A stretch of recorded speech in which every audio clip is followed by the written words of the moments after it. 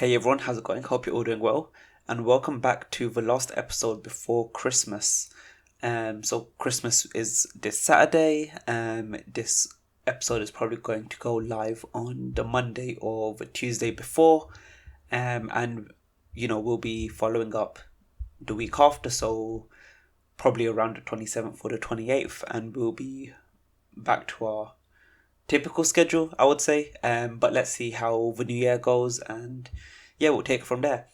So, in today's episode, we'll be talking about a token called Theta, or a project called Theta. And as always, we're going to talk about the background of the team, how it works, what they're aiming to accomplish, how I think the project's going, and just give my viewpoint on it. So Theta is a cryptocurrency which natively operates on the Theta blockchain, and it aims to function as a decentralized video and entertainment blockchain system. So they're working on providing an alternative solution to traditional content delivery networks, which are used by a lot of media providers such as YouTube, Netflix, and we'll discuss that in a bit more detail.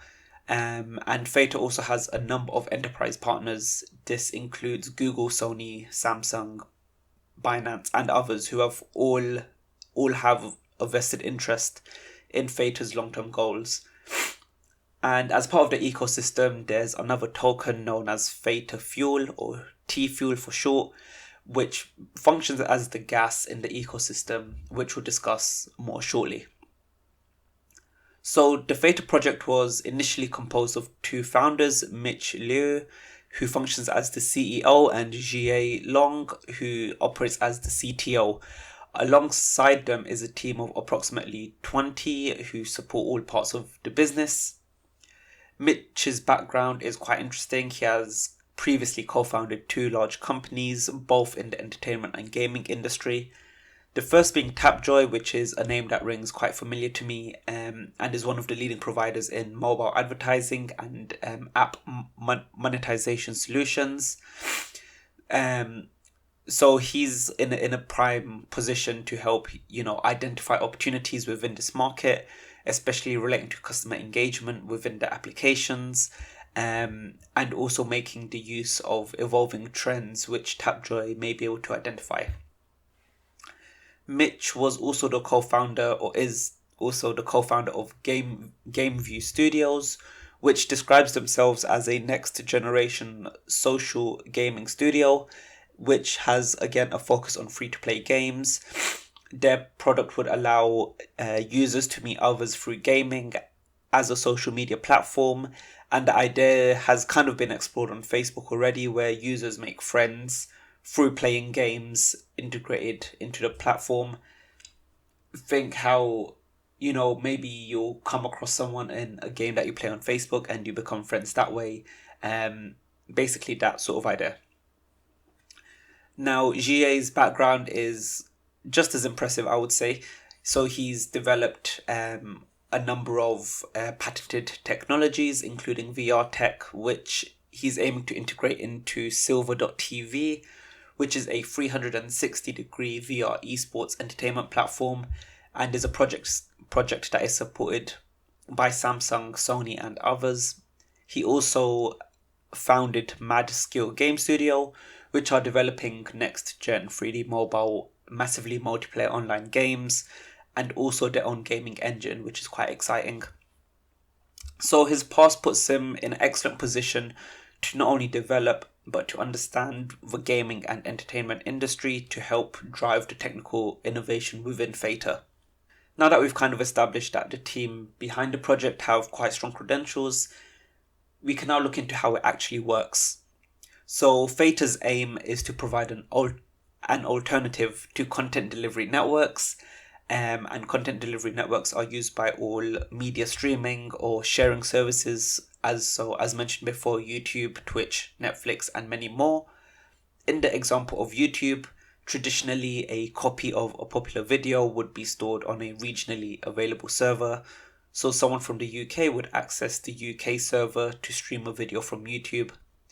And if a video from the United States was becoming popular in the UK, a copy from the US server would be sent to the UK server. This presents users in the UK having to access the US servers, which can take a longer time and result in more costs for YouTube. Overall, it improves the speed of service. The downside is that these systems rely on regionally local servers, so you can suffer network delays in the case of an outage. Theta's alternative solution is to remove the reliance on these central servers by spreading the work of storage and transport across many volunteers who are rewarded in T-Fuel. This leads pretty much directly into the different types of nodes within the Theta network. The first are the enterprise validator nodes. These are the nodes which propose and produce new blocks in the chain, and are also required to stake 10 million Theta tokens to function in the proof of stake consensus. As enterprise nodes are reserved for Theta's partners such as Google, Samsung, and Sony, all enterprise nodes are rewarded in T-Fuel for their services.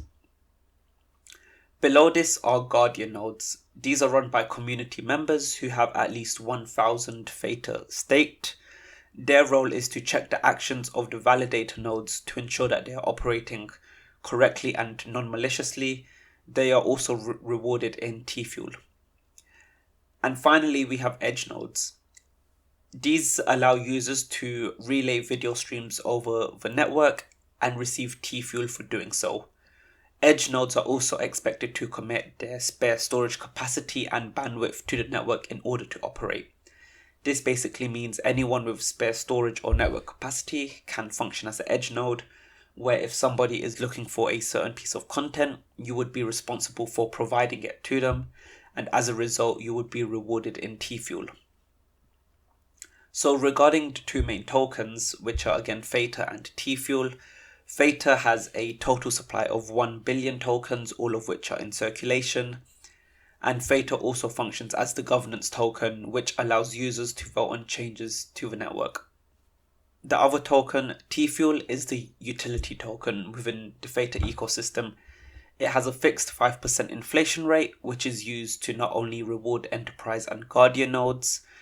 Edge nodes receive rewards in T-Fuel from these enterprise and Guardian nodes, and then T-Fuel can be traded to other users who need it to participate in additional parts of the network.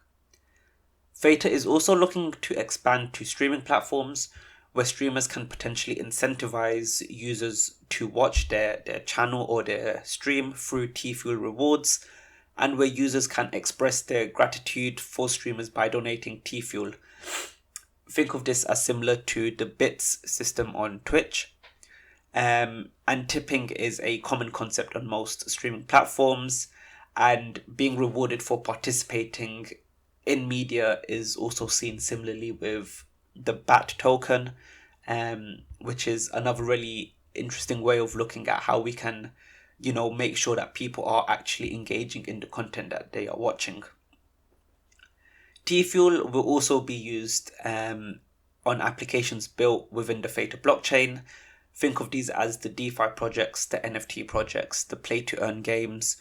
All of these can be integrated into the Theta blockchain and will require T-Fuel to use.